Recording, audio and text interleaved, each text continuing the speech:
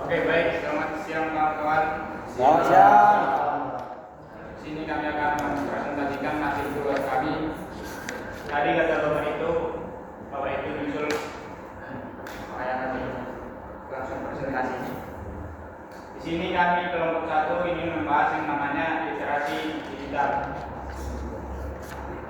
Tapi sebelum membahas lebih dalam apa itu literasi digital, kami akan memperkenalkan diri dulu. Perkenalkan, kami dari kelompok 1. Saya sendiri Yudhis Tuang sebagai moderator. Saya Amin Saja Manabu.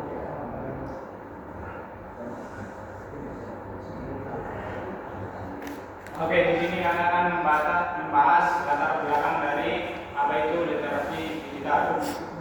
Perkembangan teknologi digital mengubah pola komunikasi, pembelajaran, dan pekerjaan. Tantangannya adalah bagaimana menggunakan teknologi secara bijak, kritis, dan bertanggung jawab. Oleh karena itu, literasi digital menjadi keterampilan esensial, khususnya bagi mahasiswa sebagai agen perubahan. Kemudian di sini ada pengertian dari literasi digital. Literasi digital yang kami bahas itu ada 4 pengertian, yaitu yang pertama pengertian secara umum, yang dimana literasi digital adalah kemampuan individu dalam menggunakan teknologi digital untuk mengakses, memahami, mengevaluasi, dan menyampaikan informasi secara efektif dan bertanggung jawab. Dan kemudian yang kedua pengertian secara kontekstual, yang dimana dalam konteks pendidikan, literasi digital mencakup keterampilan mahasiswa dalam menggunakan perangkat dan aplikasi digital untuk menunjang pembelajaran, penelitian, dan komunikasi akademik. Kemudian yang ketiga ada berdasarkan pilar-pilar literasi digital atau Kominfo. Literasi digital adalah kemampuan yang mencakup 4 pilar utama, yaitu kecakapan digital, etika digital, keamanan digital, dan budaya digital. Kemudian pengertian secara praktisnya, yaitu literasi digital adalah kemampuan untuk menggunakan gawai, internet, dan aplikasi digital dengan tujuan yang produktif, aman, dan bertanggung jawab dalam kehidupan sehari-hari. Berikutnya akan dijelaskan dengan saya. Baik, terima kasih. Di sini kita masuk ke manfaat literasi digital. Manfaat literasi digital itu dibagi menjadi 4. Yang pertama itu akses informasi dan sumber belajar yang kredibel. Yang kedua, membantu menghindari hoax dan plagiarisme. Dan yang ketiga, meningkatkan komunikasi, kolaborasi, dan kreativitas. Dan yang terakhir itu membuka peluang ekonomi, partisipasi sosial digital. Adapun tantangan literasi digital yang pertama itu minimnya edukasi literasi digital yang sistematis. Ini disebabkan belum banyak program pendidikan formal yang mengajarkan literasi digital secara terstruktur dan menyeluruh. Jadi juga penyebab hoax dan disinformasi. Ini disebabkan karena ada informasi palsu yang mudah tersebar karena kurangnya kemampuan masyarakat dalam memverifikasi kebenaran berita. Dan yang ketiga, ketimpangan akses antar daerah. Yang di mana ini terjadi karena tidak semua wilayah memiliki internet dan akses yang sudah layak.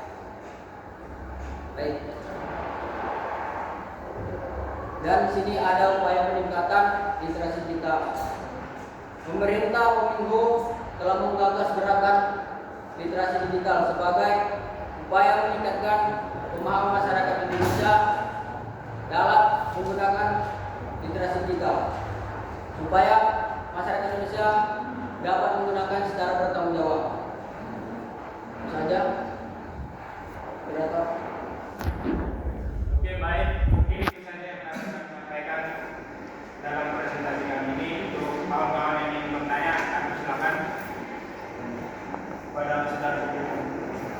Baik, assalamualaikum warahmatullahi wabarakatuh. Perkenalkan, nama saya Supriyo Monaristri Tagalog, NIM 5222422006. Nah, di sini kita membahas mengenai literasi digital. Kita ketahui sendiri literasi digital bisa berjalan ketika setiap tempat itu memiliki fasilitas yang memadai. Namun ada beberapa hal yang kita tidak ketahui, ada tempat-tempat tertinggal ataupun daerah sumber daya listrik, sumber jaringan internet. Nah, mereka nggak mengetahui apa itu literasi digital, bagaimana menerapkan ini kepada mereka itu. Nah, ketika mereka berangkat ke kota di desa di tempat yang lebih modern, pastinya mereka akan terkejut mengenai literasi digital ini, pemahaman, dan mereka pasti ketika membuka HP, pasti berapa literasi digital ini kita ketahui mengenai pemanfaatan privasi dan lain-lainnya. Nah, mereka pasti nggak tahu bagaimana pemanfaatan privasi dan bukan apa yang nggak bisa, apa yang bisa dilaksanakan. Nah, bagaimana menyelesaikan itu semuanya supaya tidak terjadinya namanya penghackingan data pribadi yang dapat dikembangkan jadi pemanfaatan nggak terkendali, bisa jadi dipakai untuk judul atau segala macam iklan-iklan yang nggak benar. Mungkin itu ya, kembali ya. Oke, terima kasih para sekian singkatnya. Bagaimana caranya? Menangani untuk membuat pemahaman itu setara sama mereka. Tidak setara, tapi masih bisa dipahami mereka yang daerah tertinggal itu. Dijawab di slide ini sudah ada terpapar upaya peningkatan literasi digital. Di sini dijelaskan pemerintah dan Kementerian Kominfo membuat berbagai pelatihan tujuan diselenggarakan khusus bagi masyarakat umum dan kelompok rentan, di mana agar mereka mampu beradaptasi dengan perkembangan teknologi. Upaya ini turut diiringi dengan edukasi mengenai pentingnya etika digital dan perlindungan data pribadi guna menciptakan lingkungan digital yang aman dan bertanggung jawab. Di sini sudah dijelaskan Pak. Ya, jadi kan Upaya yang baik. Jadi upaya peningkatan literasi digital seperti di pelosok-pelosok Indonesia itu ada beberapa faktor kita ambil dari faktor keluarga, pemerintah, lingkungan. Sebetulnya biarpun kita berada di pelosok, kalau misal kita ada dukungan dari orang tua, lingkungan ataupun pemerintah, itu secara tidak langsung kita sudah bisa memahami apa yang namanya literasi digital. Bisa dipahami? cuman kita pahami lagi kembali di sini mengenai daerah tertinggal terdampak jaringan yang tadi bilang. Bukan mengenai bagaimana pelatihan ini dilaksanakan, namun terrealisasikannya atau tidak terlaksananya. Nah, kita lihat sekarang ini banyak program itu hanya terjalankan untuk sampai beberapa daerah. Nah, beberapa daerah lain tidak terlaksana. Nah, bagaimana mencakup ini? Bagaimana kita menyelesaikan permasalahan ini orang yang tidak memahami? Nah, walaupun mereka tahu itu nanti pelatihan, nah mereka nggak mempunyai alat untuk mengembangkan pelatihan itu, nggak bisa membuka.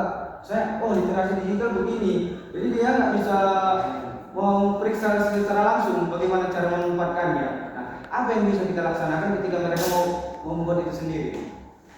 Jadi jawabnya pertanyaannya gimana cara mereka tahu apa itu literasi digital?